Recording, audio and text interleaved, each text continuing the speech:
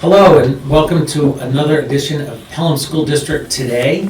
I'm Chip McGee, Superintendent of Schools, and we have an important episode today on a pretty serious topic. We're going to be talking about suicide prevention and response for the district.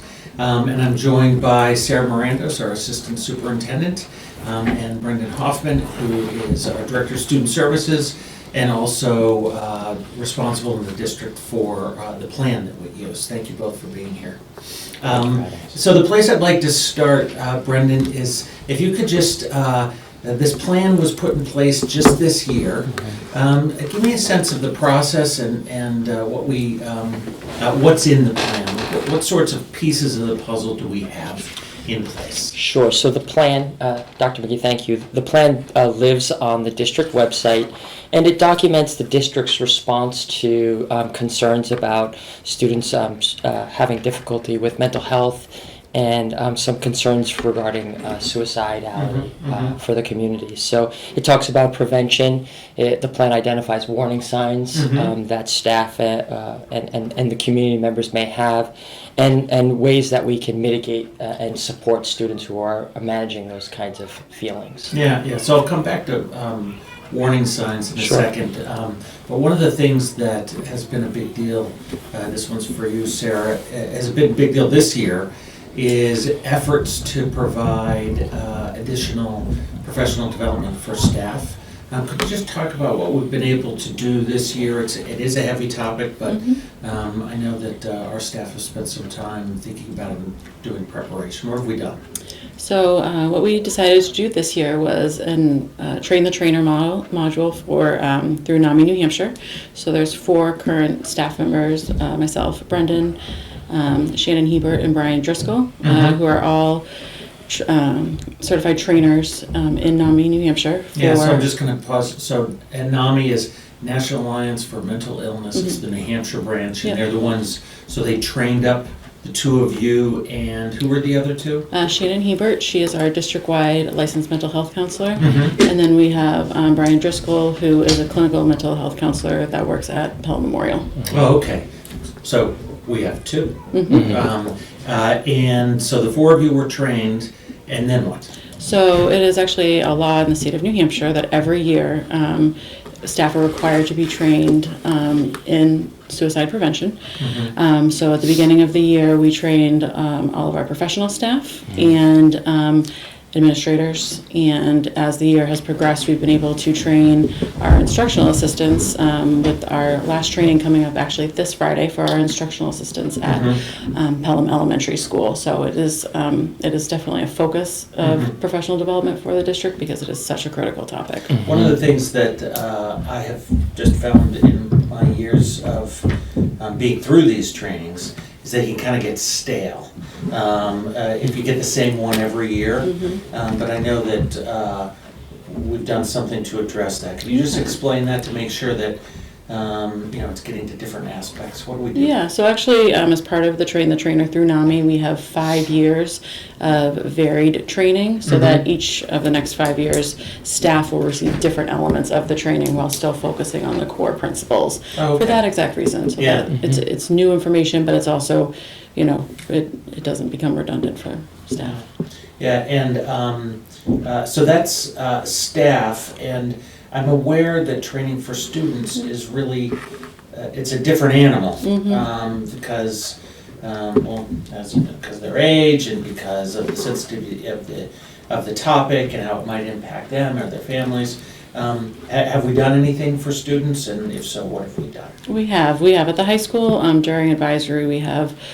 Shannon Hebert has delivered it's called Signs of Suicide, which is a condensed program that's in more kid-friendly language to help them identify signs that they might be seeing with their peer group or at home or in other places. And that's also supported by the counseling department so that there's available supports after the training in case things come up. Focus is there at the high school. Yeah, at the high school. Yeah, and you mentioned, so we have our clinicians, but the counselors are also involved in providing the training, not the NAMI training, but being available during the training, is that right? So it's definitely a school counseling effort in terms of supporting students. So while Shannon does deliver the technical training, all of the school counselors are there, and then they're available afterwards for any students that might be seeking support after seeing or experiencing the training, because it is a very difficult topic, and one that can hit close to home sometimes. The thing that I've learned over the years is that when a tragedy happens in a district, for everyone in the district, it takes them back to other things that have happened in their lives. I say that out loud because it's one of the things I need to remember when sad things happen. It makes us all remember previous sad things. So I had mentioned before things that might be signals that we want to make sure that we're looking out for, and that's part of the plan. Could you just kind of walk us through what some of the warning signs might be that we have in the plan? Sure. A family member or a community member who has concerns about their child or a member of the community can certainly review the plan, and I will share just a little bit about the plan, but again, these warning signs are listed on the plan. So if you're seeing some increase in regards to some risky kinds of behaviors from your child or from a community member that you care about, that could include substance abuse or other kinds of reckless behaviors, like for some of our high school age students, if they're driving more recklessly, or additionally, if we're seeing students struggling to come to school, sharing feelings of sadness, worry. And these are all some of the signs that a community member could be paying attention to. That doesn't equate to an individual having suicidality as a means, but it's still something that we should be paying attention to.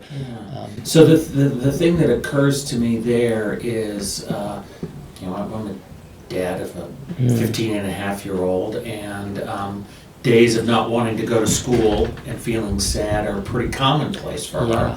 So how do I differentiate? I'll just ask this of both of you. If I'm a parent, or there's a parent listening to this who has these concerns, where do they go for help to distinguish, is this that sort of warning sign? And either way, what should I do? So what recommendations do we have for families looking for help in this area? Because if there's anything that I hope this show does, it conveys that. So what's on our list? I would say it's very much following your gut in regards to, if you have a concern, it's important to ask questions and seek professional help if you have concerns about your child. So my recommendation also as a parent is, if you're feeling concerned, I would investigate and ask your child to talk to your child about their concerns, but also seek some professional help in regards to counseling. We do have community members associated affiliated with the school district, and also locally there are other agencies that support mental health, like Center for Life Management is affiliated with the district. I heard that sometimes referred to as CLM. Yep, CLM. So if you hear CLM, that means Center for Life Management. Exactly. Okay. Thank you, Dr. McGee. So I would encourage any family member who has a concern that they feel that they need to investigate regarding their own child and their mental health, they should seek guidance from professionals within the field. One of the things that draws up for me is there's so much embarrassment or self-consciousness that can surround this, that I appreciate what you've said, because it's essentially to say to parents and kids and each other that nothing to be embarrassed about. It's normal. We all have struggles in our lives, and we want to help. And so having a parent or a child ask for it's a big deal. But do you have other places that people a parent could go that you might suggest here in the school district? I would definitely suggest the school counselors, because many of them already have relationships with the students. So I'm going to ask this. I know the answer, but I'm going to ask so you can answer. Do we have counselors at all three schools? We do have counselors at all three schools. Okay, so even at the elementary school, there are counselors who are aware of this and can help if a parent's not sure, what's going on with my kid, you call up. Exactly. That's what they do, they love it, yeah. Exactly. Okay. Another one would be calling 988, which is the National Lifeline for Suicide. Yep. So that's another place where you can get instant resources at any time of the day. Yeah, and I actually pulled this out as a prop. This is my terrible ID. But on the back of all of our staff IDs and student IDs at the high school, we've printed this National Suicide Prevention Lifeline, and there's an 800 number or just 988, and a crisis text line as well, because that might be an easier hurdle for a student to get over, so they can text home to, it's on these cards, but 741-741, and it's free, 24/7, and confidential, so that'd be another place people could go. We want to make sure they have good landing pads for everybody, right? And so I guess the thing I'd like to end on is a happier note, because it is so heavy. And so the plan is suicide prevention and response. I'm interested in the prevention. So what advice or ideas might you two share with the community, really echoing what a counselor might say about what to do to help protect our students from the danger of suicidal thinking or ideation? Any ideas? I mean, I can speak. We have a very strong social emotional learning curriculum embedded in the district at all three schools. We're really looking for every student to have a trusted adult, which is through at the elementary school. They've been doing the minute meetings. At the middle and high school, they have their advisor and several other adults, including coaches and teachers. And so on a practical level, a parent could say, do you have a trusted adult at school, someone you can go to? And if the answer is yes, reinforce that relationship. And if the answer is no, help them find someone. Exactly. Because we all like having that role, all of us in the district, if we can find it. So that's helpful. What would you suggest to a parent who's saying? I would say that the component of relationship, and even in the district, we've been talking a lot about belonging, and I would encourage a family member to ask questions, to engage your child and young people, to ask them how they're doing, and really show interest in them, because when an individual feels that somebody's interested in them, and they feel like they have a trusted adult or they belong, that is a preventative strategy to help community members feel connected and make decisions that are on this side of life, kinds of decisions. Yeah, so I'm going to take that one to heart. When my daughter wants to tell me about yet another comedy video that she found that I don't find funny, I should say, oh, just tell me more about that, just so that she can connect. Yeah, because even if I don't find it. Right, because their interests are different than our interests, but being interested in their interest is a way to keep folks connected. Yeah, and I may not be interested in the comedian, but I'm definitely interested in her. Exactly. So that's that carries the day. Good. Thank you very much. I know that it's